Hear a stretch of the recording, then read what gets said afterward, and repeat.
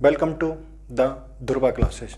Dhruva classes में आप सभी का स्वागत है। मेरा नाम है जयदीप सिंह और ये पॉलिटिकल साइंस की क्लास है। इसी श्रृंखला में हम आगे बढ़ते हुए आज बात करेंगे प्रस्तावना की। इससे पूर्व की कक्षाओं में हमने देखा संविधान सभा, संविधान निर्माण, संविधान की क्षमतियाँ आदि के बारे में हम पहले ही बात कर चुके हैं। आज का हमारा टॉपिक रहेगा प्रस्तावना से रिलेटेड कि प्रस्तावना क्या है, प्रस्तावना संविधान का भाग है या प्रस्तावना संविधान का भाग नहीं है, प्रस्तावना के अन्य नाम क्या क्या हैं। तो आज बात करेंगे हम प्रस्तावना के बारे में। तो प्रस्तावना को संविधान की आत्मा भी कहते हैं, दर्शन भी कहते हैं, हृदय भी कहा है, कुंजी और सारांश। इसके अलावा इसे इंग्लिश में प्रीएम्बल कहते हैं। ठीक है, अब हम एक एक कीवर्ड्स को देखेंगे कि इनका मतलब क्या है। सबसे पहले आत्मा। आत्मा का मतलब यह हुआ कि संविधान तो हो गया शरीर, संविधान तो हो गया शरीर, लेकिन उसकी जो मेन बातें हैं ना वो किस में लिखी हुई हैं, प्रस्तावना में लिखी हुई हैं। तो इसलिए इसे कहा गया है कि जो संविधान की आत्मा है ना वो क्या है, प्रस्तावना। या हम दूसरे शब्दों में ऐसे कह सकते हैं, प्रस्तावना को संविधान की आत्मा कहा गया है। अब कहा किसने है, किसका कथन है, इसके बारे में हम अभी आगे चर्चा करेंगे। दूसरा शब्द हुआ दर्शन। दर्शन का मतलब हुआ कि जो संविधान में है उसकी जो मेन बातें हैं ना वो भी किसमें है, प्रस्तावना में। इसलिए इसको भी क्या कहा जाता है, दर्शन। दर्शन का मतलब है कि इस जो उसके बृहद रूप को एक सूक्ष्म रूप में दिखा रहा है, इसीलिए इसे सारांश भी कहते हैं और कुंजी भी कहते हैं। कुंजी मतलब एक छोटा रूप, छोटे से में ही सब कुछ दिखाया गया है कि हमारे संविधान में किन किन चीज़ों को शामिल किया गया है। इसे हृदय भी कहते हैं क्योंकि मूल जो काम करता है वो हृदय ही काम करता है शरीर के अंदर। इसी तरह संविधान के अंदर जो सबसे ज़्यादा इम्पोर्टेंट चीज़ मानी जाती है वह प्रस्तावना को ही माना गया है, क्योंकि प्रस्तावना में ही मूल झलक दिख जाती है कि हमारा संविधान कैसा संविधान है और इसमें क्या क्या बातें मुख्य हैं। तो इंग्लिश में से प्रीएम्बल कहते हैं। अब हम देखते हैं कि अलग अलग विद्वानों ने प्रस्तावना को लेके अलग अलग क्या कथन कहे हैं, क्या बोला है। तो सबसे पहले हम बात कर लेते हैं के.एम. मुंशी की।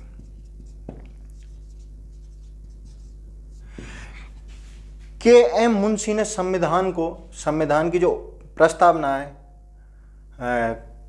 प्रीएम्बल है, उसको कहा है जन्म कुंडली। के.एम. मुंशी का कहना है कि जो हमारी प्रस्तावना है, संविधान की जो प्रस्तावना है वह संविधान की क्या है, जन्म कुंडली है। सब कुछ है इसके अंदर। जन्म कुंडली का मतलब होता है इसमें काफ़ी सारी डिटेलें दी गई हैं कि मेन चीज़ें कहाँ कहाँ हैं और क्या क्या है। तो के.एम. मुंशी ने इसे क्या कहा है, जन्म कुंडली कहा है। इसी के साथ हम बात करते हैं जवाहरलाल नेहरू जी की। तो जवाहरलाल नेहरू ने इसे आत्मा एवं हृदय कहा है। क्या कहा है, आत्मा और हृदय का है, आत्मा और हृदय का है। जवाहरलाल नेहरू जी ने इसे आत्मा और हृदय का है। अब हम बात करें अर्नेस्ट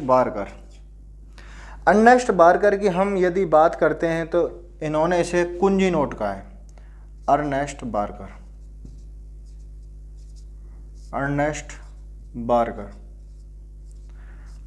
बारकर ने इन्हें कुंजी नोट का है। क्या कहा है साहब, कुंजी नोट का है। ठीक है, अब हम देखते हैं एन.के. पालकीवाला ने क्या कहा है। एन.के. पालकीवाला ने प्रस्तावना को परिचय पत्र कहा है कि ये जो संविधान की जो प्रस्तावना है इसे संविधान का क्या कहा गया है, परिचय पत्र कहा गया है। सबसे पहले हम इन चार की बात करेंगे, देखेंगे क्या है। के.एम. मुंशी ने क्या कहा है, जन्म कुंडली का है, जन्म कुंडली का। अब जन्म कुंडली क्यों कहा है, तो उसके पीछे का सार यही है। के.एम. मुंशी जी का कहना है कि प्रस्तावना में जो संविधान की मूलभूत बातें हैं वो लिखी हुई हैं, इसलिए इसे क्या कहा है, जन्म कुंडली का। जवाहरलाल नेहरू ने प्रस्तावना को संविधान की आत्मा और हृदय कहा है। अर्नेस्ट बारकर ने इसे कुंजी नोट कहा है, मतलब एक छोटा स्वरूप का है अर्नेस्ट बारकर ने कि जो प्रस्तावना है वह क्या है, एक कुंजी नोट के समान है। संविधान एक बृहद रूप है, जबकि कुंजी नोट में सारांश लिखा रहता है। एन के पालकीवाला ने प्रस्तावना को परिचय पत्र कहा है। अब हम इन्हें याद कैसे करेंगे? मुंशी जी को हम ऐसे ट्रिक से याद कर लेते हैं कि मुंशी जी क्या तैयार करते हैं? कुंडली तैयार करते हैं।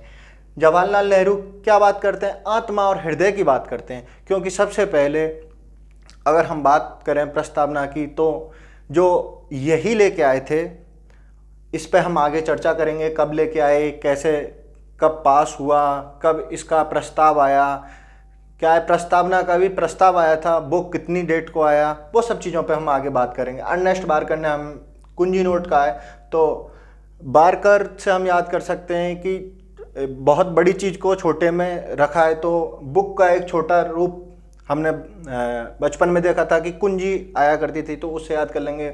बारकर से हम बुक शॉर्ट फॉर्म के तौर पे याद कर सकते हैं, बारकर का शॉर्ट कुंजी नोट। और एन के पालकीवाला ने परिचय पत्र, मतलब जब कहीं भी पालकी जाती है तो परिचय पत्र मांगा जाता है ना, कि ये जो पालकी जा रही है इसमें कौन व्यक्ति है कौन नहीं है। तो पालकी से हम याद कर सकते हैं कि एन के पालकीवाला ने क्या कहा है, प्रस्तावना को कुंजी नोट कहा है। अब हम बात कर लेते हैं इससे आगे। तो मोहम्मद हिदायतुल्लाह, सुप्रीम कोर्ट के भी दो व्यक्ति आते हैं। मोहम्मद हिदायतुल्लाह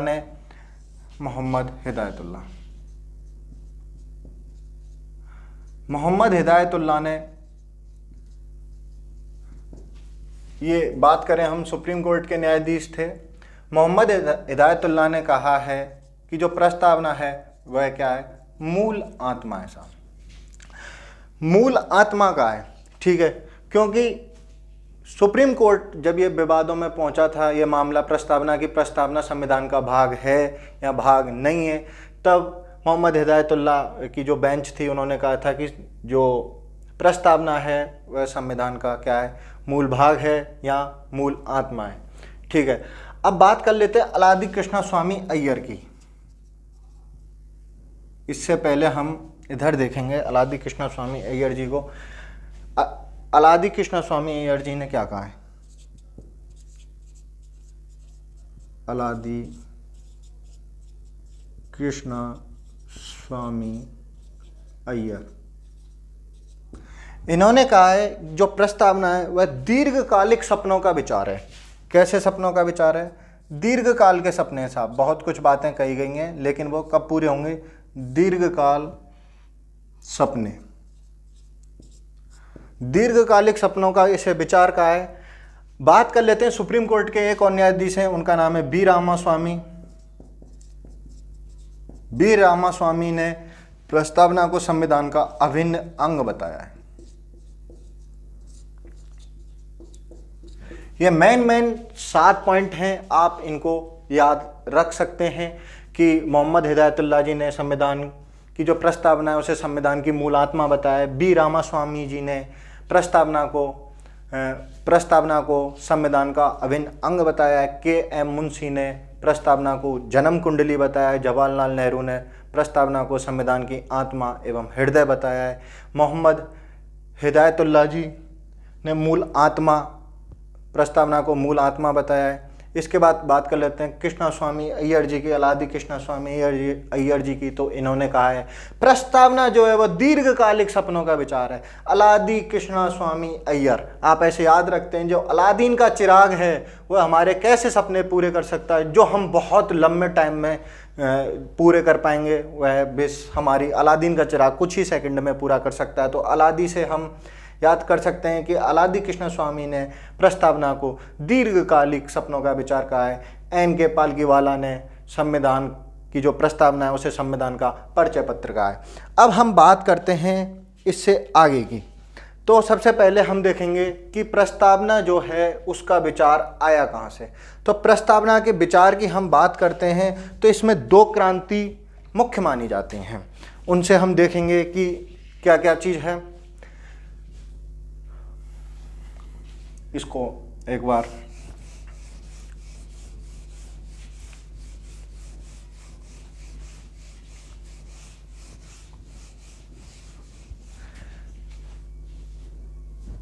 प्रस्तावना की बात करें तो सबसे पहले हमें प्रस्तावना की जो प्रारूप की बात करते हैं। हम सबसे पहले प्रस्तावना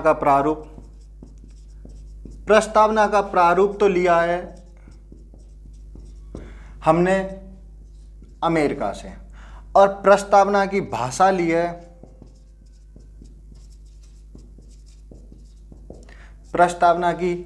ली है हमने ऑस्ट्रेलिया से।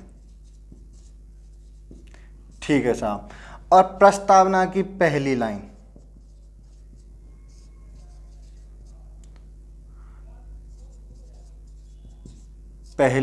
लिख देते हैं सीधे। यह ली गई है यूनाइटेड नेशन ऑर्गेनाइजेशन का जो चार्टर है उसकी प्रथम पंक्ति है, उसमें लिखा हुआ है हम विश्व के लोग, और हमारी प्रस्तावना में पहली पंक्ति में लिखा है हम भारत के लोग। और यही स्रोत भी है प्रस्तावना का। अगर स्रोत पूछा जाए तो प्रस्तावना का स्रोत है हम भारत के लोग, प्रस्तावना का स्रोत है। 3 चीजें मेन मानी जाती है और आप इन्हें याद कर सकते हो। प्रस्तावना के प्रारूप की बात की जाए तो प्रस्तावना का प्रारूप लिया गया है अमेरिकी संविधान से, और प्रस्तावना की भाषा की बात की जाए तो प्रस्तावना की भाषा ली गई है ऑस्ट्रेलिया के संविधान से।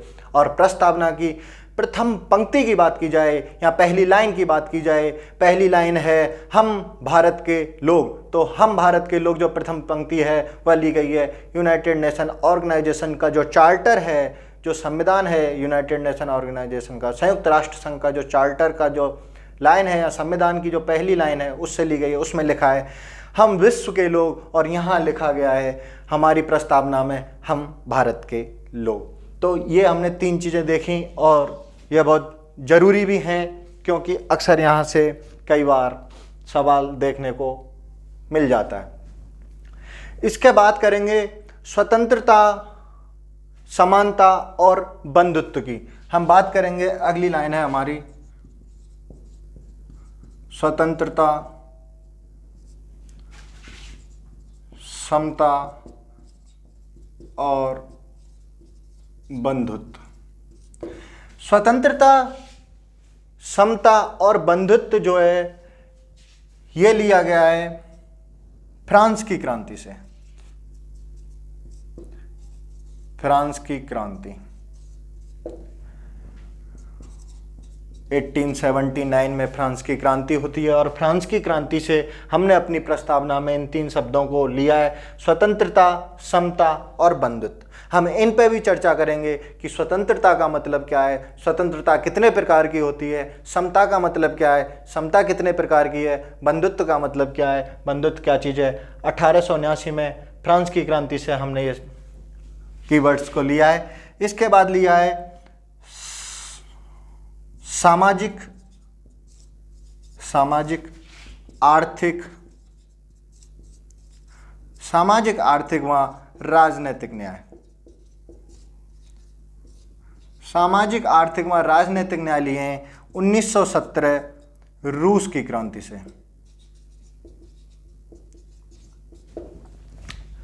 दोनों ही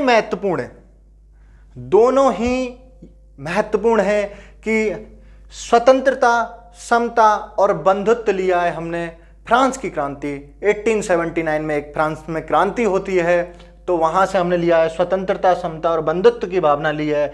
सामाजिक, आर्थिक व राजनीतिक न्याय की बात करें, सामाजिक, आर्थिक व राजनीतिक न्याय की बात करें तो ये हमने लिया है 1917 में रूस की क्रांति हुई थी, वहां से हमने ये लिया है।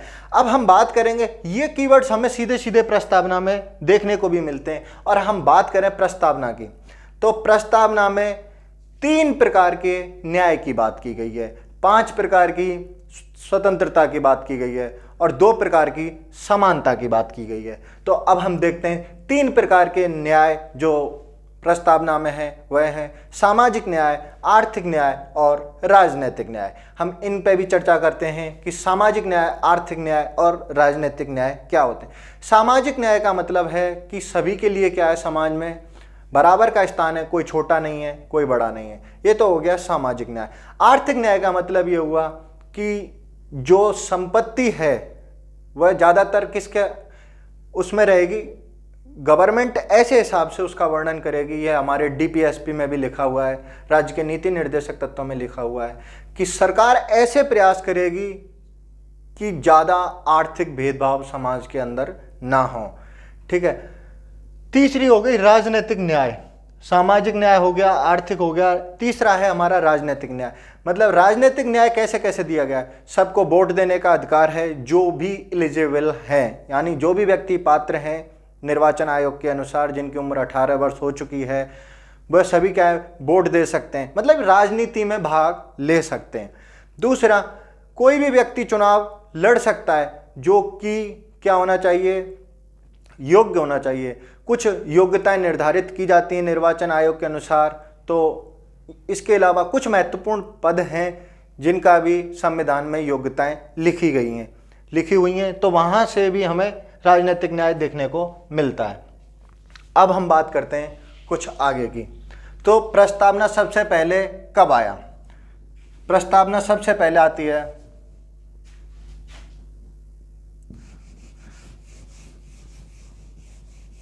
प्रस्तावना को सबसे पहले लाया जाता है 13 दिसंबर 1946 को।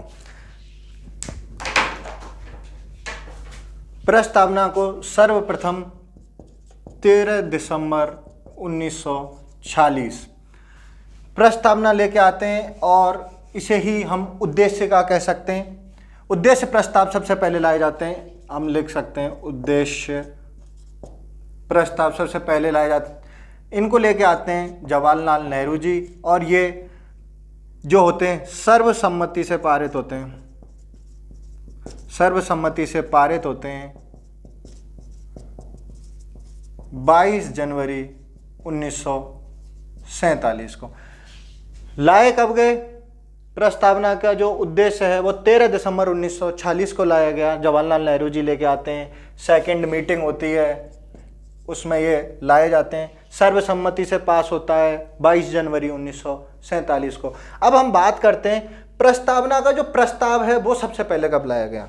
प्रस्तावना के प्रस्ताव की बात करें तो सर्वप्रथम प्रस्तावना का प्रस्ताव 17 अक्टूबर 1947 को लाया गया। प्रस्तावना का प्रस्ताव 17 अक्टूबर 1948 को लाया गया। प्रस्तावना का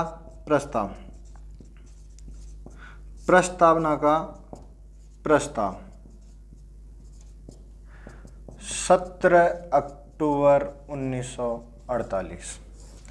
अब आप देख रहे होंगे कि उद्देश्य प्रस्ताव आते हैं 13 दिसंबर 1946 को, सर्वसम्मति से 22 जनवरी 1947 को भी ये पारित हो जाते हैं। तो फिर ये प्रस्तावना का प्रस्ताव क्या है? 17 अक्टूबर जो 1948 को आया है, ये क्या चीज़ है? आपको थोड़ा सा कन्फ्यूज हो रहा होगा, तो मैं आपको बता दूं। सबसे पहले उद्देश्य प्रस्ताव लाए गए थे जवाहरलाल नेहरू जी द्वारा, उद्देश्य प्रस्ताव लाए गए थे। 8 पॉइंट थे इनमें, या 8 अनुच्छेद थे, ऐसे कह सकते हैं हम, जवाहरलाल नेहरू जी द्वारा लाए गए। लेकिन उस दिन ये क्या नहीं हुए, पारित नहीं हुए, क्योंकि उस टाइम जो सदस्य थे वह कम थे।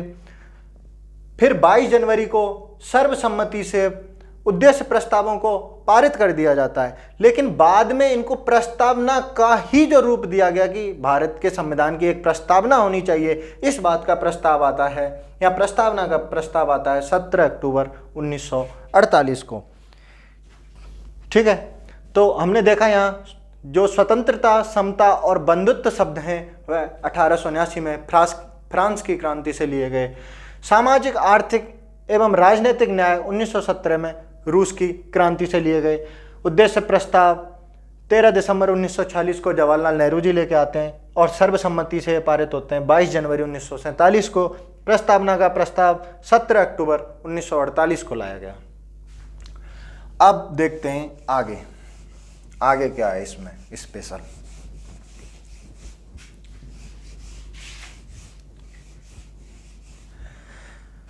प्रस्तावना की पहली पंक्ति है हम भारत के लोग, यानी भारत की जो प्रस्तावना है उसका स्रोत कौन है? भारत के लोग हैं। ठीक है। तो स्रोत कौन हो गया? भारत के लोग हो गए। इससे आगे बढ़ते हैं हम, तो हम भारत के लोग भारत को एक संपूर्ण प्रभुत्व संपन्न, कैसा? संपूर्ण प्रभुत्व संपन्न। आइए जानते हैं क्या है संपूर्ण प्रभुत्व संपन्न। और ये विशेषता भी है, हमारी प्रस्तावना की विशेषता भी है कि भारत कैसा है, संपूर्ण प्रभुत्व संपन्न। संपूर्ण प्रभुत्व संपन्न को हम एक शब्द में कह सकते हैं, हमारा भारत कैसा देश है, संप्रभु या संप्रभुता वाला देश है। तो इसका मतलब क्या होता है, संप्रभु का मतलब होता है कि हम अपने निर्णय लेने में, संप्रभुता दो प्रकार की होती है, एक आंतरिक संप्रभुता और एक बाह्य संप्रभुता।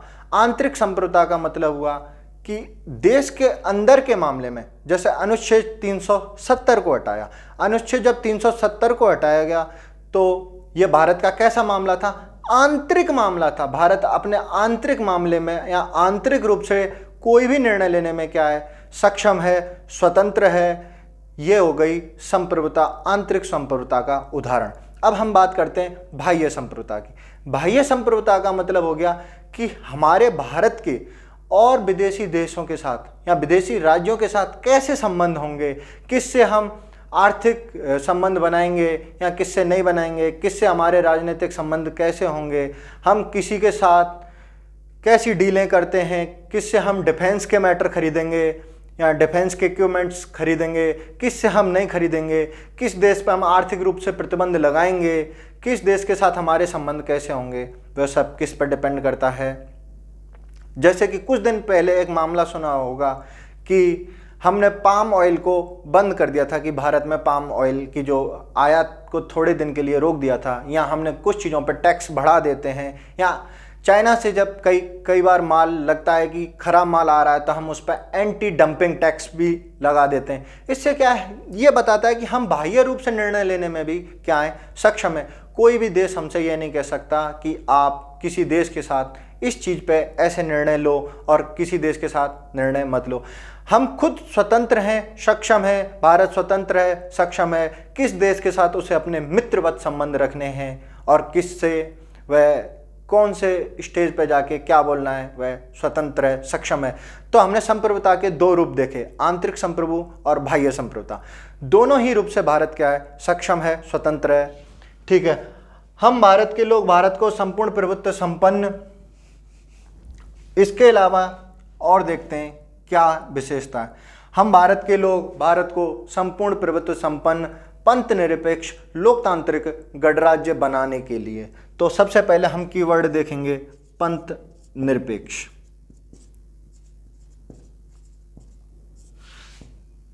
पंथ निरपेक्ष, पंथ निरपेक्ष का मतलब ये हो गया कि भारत का कोई भी धर्म नहीं है। इसका मतलब कभी भी यह नहीं है कि भारत किसी भी धर्म को नहीं मानता है। भारत का वही धर्म है जो व्यक्तियों का धर्म है। भारत का खुद का कोई राष्ट्र धर्म नहीं है। भारत के संविधान में, मूल अधिकारों में लोगों को स्वतंत्रता भी दी गई है। तो आप कौन सी रूप से चीज़ों को मानते हो, कौन से भगवान को मानते हो, आप स्वतंत्र हो। तो इसका मतलब ये हो गया कि भारत एक धर्म निरपेक्ष राष्ट्र है या पंथ निरपेक्ष। धर्म से भी नीचे जाके देख सकते हैं चीज़ों को। धर्म भी कई पंथों में विभाजित होता है, तो पंथ के रूप में भी भारत क्या है, एक पंथ निरपेक्ष राज्य है।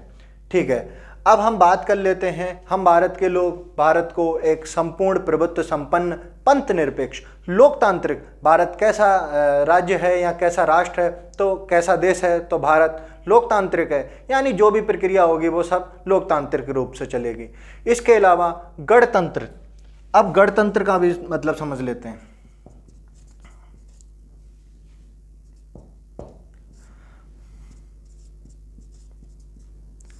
गणतंत्र का मतलब हो गया, गणतंत्र का मतलब हो गया जो भारत का राज्याध्यक्ष होगा या राष्ट्राध्यक्ष हो गया, वो कैसा होगा, निर्वाचित होगा। उनको क्या नहीं किया जाएगा, वो पीढ़ी दर पीढ़ी नहीं चलेंगे, यानी वंशानुगत ना होके क्या होगा, वह निर्वाचित होगा। निर्वाचित दो प्रकार से हो सकता है, अप्रत्यक्ष या प्रत्यक्ष।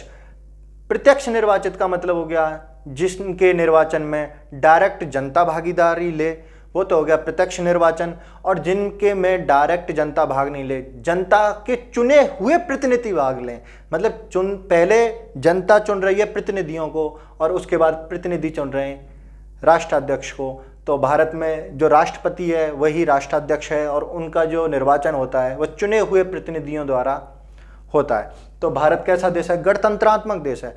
अब 3 प्रकार की यहां पे हम दोबारा से देखेंगे, 3 न्याय की बात की गई है। 3 प्रकार के न्याय।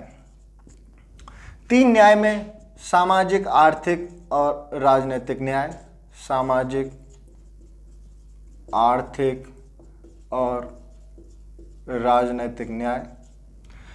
5 प्रकार की स्वतंत्रता की बात की गई है साहब। 5 प्रकार की स्वतंत्रता कौन कौन सी है?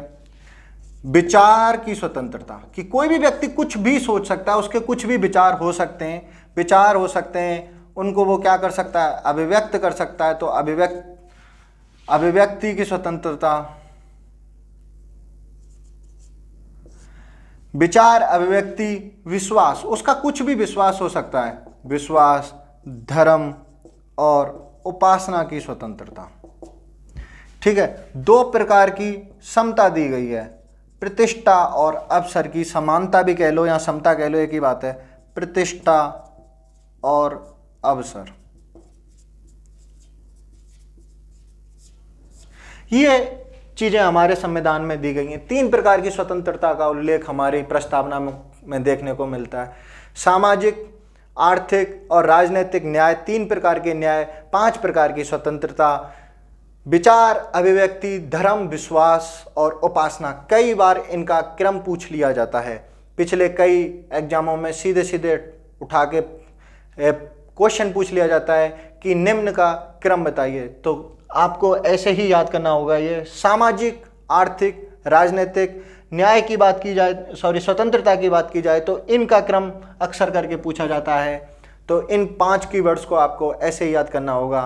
विचार, अभिव्यक्ति, विश्वास, धर्म और उपासना। 2 प्रकार की समता है, प्रतिष्ठा और अवसर। अब हम बात करते हैं कि हमने 3 प्रकार का न्याय तो देख ही लिया। अब हम बात करते हैं 5 प्रकार की स्वतंत्रता में। विचार मतलब कोई भी व्यक्ति के कुछ भी क्या हो सकते हैं? विचार हो सकते हैं। उसको किसी भी प्रकार के लिए रोका नहीं जाएगा कि तुम इस प्रकार के विचार नहीं ला सकते हो। वो बात अलग है कि वो भारत के कानून के सम्मत होने चाहिए या ऐसे नहीं होने चाहिए कि उस भारत के संविधान के खिलाफ हों। ऐसे हों जो भारत के संविधान के साथ हों। तो ऐसे वो विचार सोच सकता है, वो कुछ भी विचार रख सकता है, उन विचारों को वो अभिव्यक्त कर सकता है। अभिव्यक्ति के कई माध्यम हो सकते हैं, जैसे कि लिखित माध्यम हो सकता है कि कोई व्यक्ति हो सकता है लिखित रूप से अपने विचारों को अभिव्यक्त करे। बोल के भी अभिव्यक्त कर सकता है। इसका उल्लेख संविधान के मूल अधिकारों में अनुच्छेद 19 में भी देखने को मिलता है। विचार एवं अभिव्यक्ति की स्वतंत्रता है, या कई बार हम उसे कह सकते हैं कि हमें क्या है? बोलने की आज़ादी है, बोलने की स्वतंत्रता है, या फ्रीडम ऑफ स्पीच के भी नाम से हमें भी वहाँ देखने को मिल सकता है। विश्वास की बात करें तो किसी भी व्यक्ति का किसी भी व्यक्ति में या किसी भी धर्म में क्या हो सकता है? विश्वास हो सकता है। धर्म की भी स्वतंत्रता दी गई है, क्योंकि भारत कैसा राज्य है? पंथ निरपेक्ष राज्य है। और उपासना का मतलब हो गया किसी धर्म को मानने के लिए जो विधियां होती हैं, कि किसी को, जैसे कि किसी को लगता है कि मुझे संडे को फास्ट रखना चाहिए, किसी को लगता है मंगलवार को रखना चाहिए, कोई ये कहता है कि नहीं मैं तो मंगलवार के दिन हनुमान जी का व्रत करूं। तो इस सब के लिए क्या है? अपनी अपनी विधियों के अनुसार वह क्या है? स्वतंत्र है। इसे ही हम उपासना की स्वतंत्रता के अंतर्गत लेंगे। 2 प्रकार की समता की बात करें तो प्रतिष्ठा और अवसर की बात करेंगे, और मूल अधिकारों में यह बात लिखी हुई है कि सबको क्या दी जाएगी? अवसर की समानता दी जाएगी। ठीक है, ये चीजें यहां तक हो गई। अब हम बात कर लेते हैं कि प्रस्तावना में अब तक कितनी बार संशोधन हो चुका है। प्रस्तावना में सिर्फ अब तक 1 बार संशोधन हो चुका है, और वह संशोधन था 42वां संविधान संशोधन 1976 में होता है। प्रधानमंत्री इंदिरा गांधी जी के समय होता है, और उसमें 3 शब्द जोड़े गए थे। वह 3 शब्द कौन कौन से थे? आइए उन पर चर्चा करते हैं। तो सबसे पहले हम देखेंगे कि कितनी बार संशोधन हुआ है। आप इसे एक बार देख लें।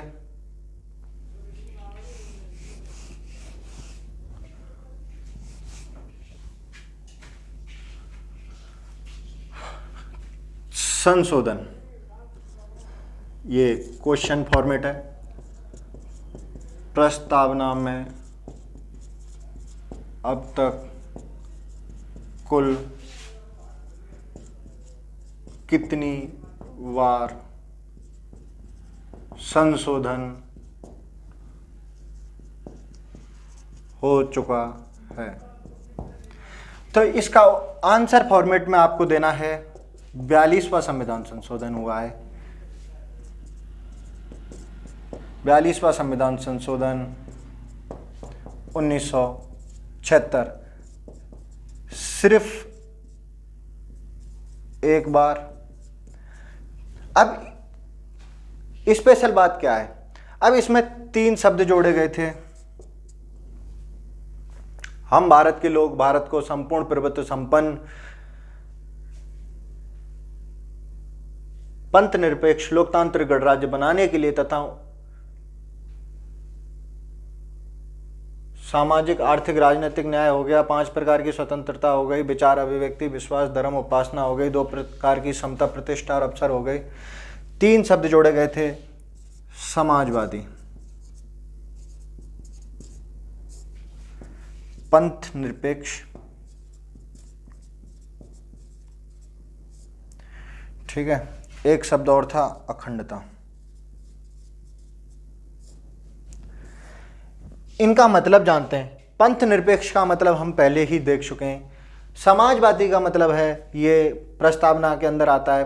प्रस्तावना को एक बार बोलने का प्रयास करेंगे। हम भारत के लोग भारत को एक संपूर्ण प्रभुत्व संपन्न समाजवादी, तो ये शब्द जुड़ा हुआ है। समाजवादी पंथ निरपेक्ष लोकतांत्रिक गणराज्य बनाने के लिए तथा उसके समस्त नागरिकों को सामाजिक आर्थिक राजनीतिक न्याय विचार अभिव्यक्ति विश्वास धर्म और उपासना की स्वतंत्रता प्रतिष्ठा और अवसर की समानता तथा उन सब में राष्ट्र की एकता और अखंडता बंधुत्व करने वाली भावना।